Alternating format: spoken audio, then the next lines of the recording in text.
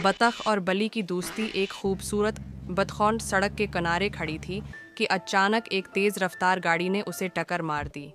टक्कर की शिद्दत से बतख जख्मी हो गई और खून में लथपथ होकर गिर पड़ी।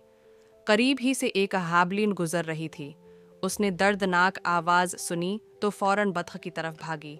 बली ने बतख को नरमी से उठाया, अपने पंजों से उसके जख्मों को साफ किया और पत्तों से मरहम पट्टी की। थोड़ी देर बाद ही आसमान पर बादल गरजने लगे। बली ने बतख को बारिश से बचाने के लिए उसे अपने मना में दबाया और घर ले आई। घर में बली ने बतख को गर्म कपड़ों में लपेटा, उसे खाना खिलाया और हर तरह का ख्याल रखा। दिन गुजरते गए और बतख सेहत याब होने लगी।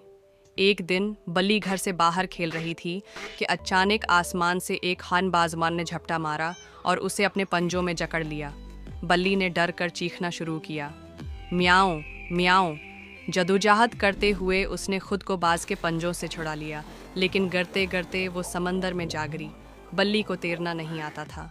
वो डूबने लगी और बचाने के लिए चलाई, बचाओ बचाओ कोई है। बतख ने बली की चीखें सुने। वो फौरन घर से निकली और समंदर की तरफ भागी। उसने पानी में छलांग लगाई, पंखों से तेज तीरती हुई बली तक पहुंची और उसे अपनी पीठ पर बैठाकर किनारे ले आई। बली ने सांस लेकर कहा, तुमने मेरी जान बचाई, शुक्रिया। बतख ने मुस्कुराते हुए जवाब दिया, तुमने पहले मेरी मदद की थी, दोस्ती का यही तो मकसद है। Double asterisk. उस वाक़ये के बाद से बतख और बली गहरी दोस्त बन गईं। वो हर मुश्किल में एक दूसरे का साथ देती थीं, क्योंकि इन्हें पता था कि जान मदद करना और मदद लेना ही दोस्ती को ज़िंदा रखता है।